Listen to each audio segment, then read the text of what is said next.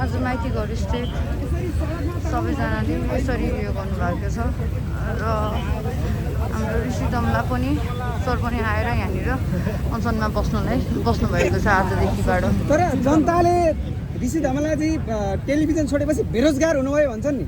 Television छोड्नै पर्दैन ऋषि धमला टेलिभिजनको chairman छ अलरेडी टेलिभिजन।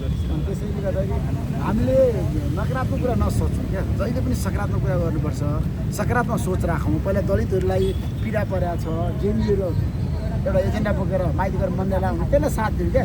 हाम्रो पत्रकारिताको महत्त्वपूर्ण अहम भूमिका हुन्छ है, त्यतिर हामीले लाग्नुपर्छ। सानोतिनो कुरा हामीले मुद्दा उठान गर्ने हो क्या, हामीले राष्ट्रिय एजेन्डामा बहस गर्ने हो, तपाईँ हामी भनेको एजेन्डामा जाने हो, विचार मन्थन चिन्तन गर्ने हो। अनि ऋषि सकारात्मक म त तपाईँहरू सबलाई हात अनि ऋषिजी तपाईँले होइन चुनावको बेला रौतहटमै बस्छु भन्नुभएको थियो, तर आज तपाईँ माइती घरमा हुँदै हुनुहुन्छ। कहिले माइती घरमा हुन्छु, कहिले जनताको चाहिँ झुपरीमा हुन्छु, कहिले कर्णालीमा हुन्छु, कहिले सुदूरपश्चिममा हुन्छु, कहिले मधेस प्रदेशमा हुन्छु, कहिले कोशीमा हुन्छु। नै तपाईँले चुनावको बेला तपाईँ रौतहटमै घर बनाएर बस्छु भन्नुभएको थियो। रौतहटमा पनि म बसिरहेको छु, हप्तामा एकपल्ट म रौतहट पुगिरहेको छु।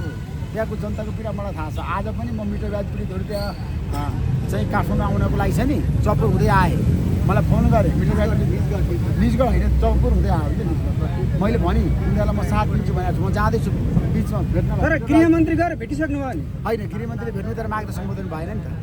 माग सम्बोधन गर्छु भन्दै हुनुहुन्छ त? अहिले गर्नुपर्छ। गृहमन्त्रीलाई मेरो आग्रह छ, मिटर ब्याज पीडितको माग सम्बोधन गर्नुहोस्, तुरुन्त उनीहरू काठमाडौँ आउनु नपर्छ। उनीहरू हिँडेर आइरहेछन्, पीडा छ, बर्खायाम छ। गृहमन्त्री एक्सन गर्ने सरकारको मन्त्रीले, एक्सन ओरिएन्टेड गृहमन्त्रीले अब मिटर ब्याज पीडितको मागलाई तुरुन्त सम्बोधन गरेर मिटर ब्याज पीडितलाई न्याय दिनुपर्छ। मिटर ब्याज पीडित फेरि माइती घर मण्डला आउनु नपर्छ, मेरो आग्रह छ। तपाईँ खास आज माइती घर आउनु भएको छ, म गोलबेडाको घरमा तपाईँले फरक दृश्य देख्नुभयो होला कि कृषकको उत्पादन यसरी हो, यसलाई कसरी हेर्नु भएको छ? गोलबेडा जसले ल्याएर यहाँ राख्नुभयो, फाल्नुभयो, मेरै साथी उहाँले मलाई फोन गर्नुभएको थियो एक हप्तादेखि, सर के गर्नु? मैले भने एकदम स्पष्ट मैले तपाईँलाई भनिराखेको छु। मैले भने किसानहरूले मलाई फोन गर्छन्, उसले के गर्ने भनेर। मैले भने ठिक छ, माइती घर मण्डलामा आज तपाईँले गोलबेडा फाल्नु पऱ्यो, त्यो पीडा मलाई पनि छ, तर के गर्ने? तपाईँले उत्पादन गरेको गोलबेडाले बजार पाएन, मार्केट पाएन, सरकारले चाहिँ मार्केट व्यवस्थापन गर्न सकेन। किसानहरूले उत्पादन गर्छ तर बजार छैन। हाम्रो देशमा किसानहरू ठुलो समस्यामा छन्, पीडामा छन्, कहिले मल पाउँदैन। सरकारले धनाढ्यका मात्रै कुरा सुन्छ, किसानका कुरा सुन्दैन कि कसो हो? तपाईँहरूले किसानको, मजदुरको, गरिबको, निमुखाको, असहायको, पीडितको कुरा सरकारले सुन्नुपर्छ भन्छु। सरकार भनेको गरिबको सरकार हुनुपर्छ, किसानको सरकार त धनले उन्माद भएको सरकार जस्तो देखियो क्या, गरिबहरू यसरी सडकमा आउँदा। होइन, गरिबको मुद्दालाई सरकारले सम्बोधन गर्नैपर्छ, तर गरेन। त्यसैले मेरो आग्रह छ प्रधानमन्त्रीलाई, अब गरिबको मुद्दा सम्बोधन गर्नुहोस् प्रधानमन्त्री। गरिबलाई साथ दिनुहोस्, निमुखा जनतालाई साथ दिनुहोस्, पीडितलाई साथ दिनुहोस्, किसानलाई साथ दिनुहोस्, जो आर्थिक रूपमा विपन्न वर्ग छन् उनीहरूलाई साथ दिनुहोस्। प्रधानमन्त्री भएको भए गोलबेडा यो माइती घरको बिच सडकमा फालिन्थ्यो कि फालिँदैन थियो, कुरा क्लियर गर्नुहोस्। होइन, अब म त्यतिर जान चाहन्न, तर मेरो एउटा विचार छ। होइन, म चाहिँ किसानहरूले यसरी गोलबेडा माइती घर मण्डलामा ल्याउनु पर्ने अवस्था आउन दिन्थ्यो। हिजो पालिन शाहले पनि यही भन्थे, चुनावमा नेपालको स्थानीय उत्पादनलाई ब्रान्डेड बनाउने हो, बाहिर नल्याउने भन्थे। आज तपाईँको हामीले 60 रुपियाँमा खाएको टमाटर 8 रुपियाँमा बेच्दा रहेछन् कृषकहरूले, ऋषि धमला पनि उही त होला नि भन्छन् नि। ठिक छ, भन्नेलाई भन्न दिनुपर्छ। म एकदम सकारात्मक सोच राख्ने मान्छे हुँ। म लोकतन्त्र र विधिको शासन र कानुन राज्यमा विश्वास गर्ने मान्छे हुँ। म आलोचना सहर्ष स्वीकार्ने मान्छे हुँ। नेपालमा पत्रकारिताको क्षेत्रमा यो क्षेत्रलाई राम्रो बनाउनुपर्छ, व्यवसाय बनाउनुपर्छ भन्ने लागेको मान्छे हो म नेपाली। तर तपाईँ पत्रकारिता छोडेर चुनावतिर होमिनु भयो, तर जनताले तपाईँलाई लात हानेर पठाए नि। ठिक छ, त्यो तपाईँको सोच हो। जनतालाई म भगवान मान्छु, जनतासँग मेरो सहकार्य छ। मैले जहिले पनि जनताको लागि काम गरेर मान्छु, त्यसैले गर्दा। अनि जनताको लागि काम गरे भन्नुहुन्छ, अनि चुनावको बेला मात्र गएर एउटा उखुको भारी बोक्नुहुन्छ, सेलरोटी पकाउनुहुन्छ, जेलेबी पकाउनुहुन्छ, के गरेको तपाईँले त? ठिक छ, म त किसानको छोरो हो, के उखु बोक्नु गलत हो र? उखु बोक्नु गलत होइन, तर चुनावको बेलामा स्टन्टबाजी गर्नु चाहिँ पहिला पनि मैले उखु बेचेको छु, बोकेको छु। म त आफ्नो गाउँमा पनि उखु उत्पादन गरेर आएको मान्छे हो। म त उखु खाएर आएको मान्छे हो। गरिरहेको कुरा चुनावमा यस्तो राम्रो सुनेर देखाइदिनु पर्छ होला नि त। तर जान्नु भएन नि ऋषिजी तपाईँले। नमस्कार, थ्याङ्क यू सो मच। नै बोल्नु न।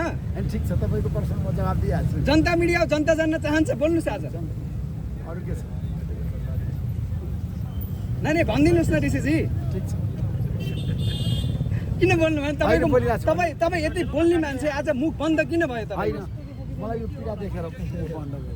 तपाईँलाई कुन जनताहरूको पीडा तपाईँलाई उसमा मन नपरेको छ?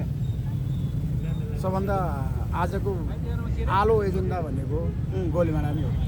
गोलमेडा मात्र अहिले त गोलीमारा देशमा समस्या गोलभेडाको मात्रै हो। होइन, किसानको समस्या हाम्रो समस्या होइन र दोस्त।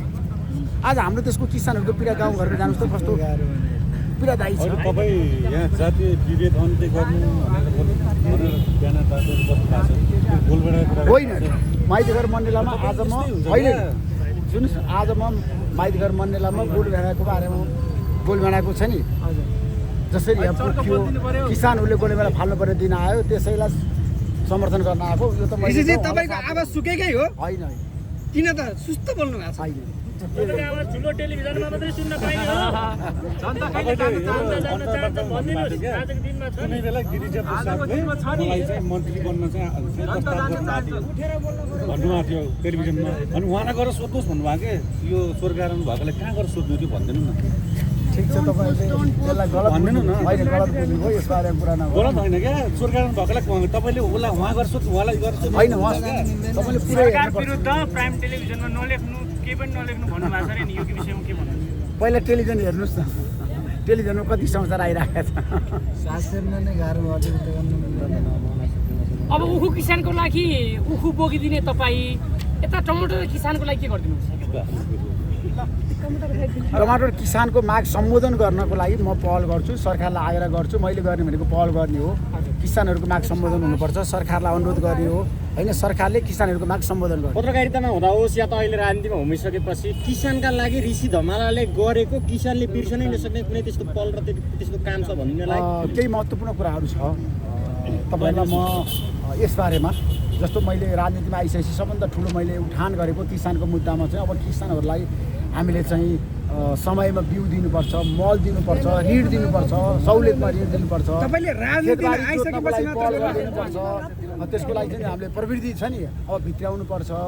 अब गाउँघरमा अझै पनि खेतबारी बाँझै छ, त्यतिर चाहिँ हामीले अब सरकारलाई चाहिँ भनेर हो कि अथवा गाउँमा युवा छैनन्, गाउँमा युवाहरूलाई कसरी राख्ने बसाइसराई गर्न थाले, बाँदर आतङ्क छ, किसानहरूले छ नि अहिले गाउँमा पीडा भोगिरहेको छन्, त्यतिर मेरो ध्यान गएको छ क्या। भनेपछि ऋषि धमाला किसानको सन्दर्भमा एकदम सिरियस छ, सरकारले शीघ्र गर्नुपर्छ, तुरुन्त गर्नुपर्छ भन्ने कुरा। सरकारले के गर्यो भने चाहिँ कृषकहरू यसरी माइती घरमा आउँदैन, त्यो कुरा क्लियर गर्नु। पहिलो कुरा त किसानहरूको माग भनेको आफूले उत्पादन गरेको होइन वस्तुहरूको बजार हुनु पर्यो, किसानहरूको माग पहिलो। दोस्रो, त्यो उत्पादन गर्नको लागि के चाहियो? बिउ पनि चाहियो, मल पनि चाहियो। त्यसको लागि सरकारले बेलैमा मल र बिउको व्यवस्थापन गरिदिनु पर्यो। अर्को, अब किसानहरू हलो जोतेर उत्पादन गर्न सक्दैन, प्रविधि चाहियो। गाउँमा एकदम प्रविधि हामीले व्यवस्था गर्नु पर्यो। अब किसानहरूलाई वैज्ञानिक रूपमा हामीले सहयोग गर्नु पर्यो, किन वैज्ञानिक जुन समाजको हामी परिकल्पना निर्माणको अहिले अभियानमा छौँ नि त, नेपाललाई पनि अब व्यापक रूपमा हाम्रो महावीर पुलले भन्नुभएको छ होइन, त्यसको प्रवर्धन गर्नुपर्छ। त्यसलाई चाहिँ किसानहरूलाई फिर्ते हाल्नुपर्छ।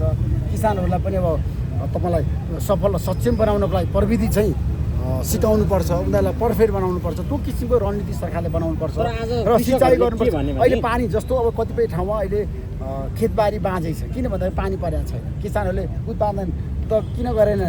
अहिले त बिउ पनि तपाईँलाई थाहा छ, किसानहरूले खेतबारीमा खेत रोप्न पनि पाएका छन्, बिउ खेर गइरहेको छ। तर आज कृषकहरूले यहाँ के भने यो चाहिँ भारतबाट टन्न मात्रामा चाहिँ के भने निर्यात गरिन्छ र महँगो मूल्यमा जनतालाई बेचिन्छ, हाम्रो उत्पादनलाई सडकमा फाल्न बाध्य बनाइन्छ। यहाँ सरकारदेखि तल्लो तहसम्म बिचौलिया छन् भनेर भनिरहेका छन्। तपाईँले लामो समय सरकारको नजिक रहेका मन्त्रीहरूलाई पनि घचघच्याउनु भयो, हेर्नुभयो। खास के नेपालमा यस्ता बिचौलियाहरू टन्नै छन् भन्छन्, यो कुरा साँचो हो?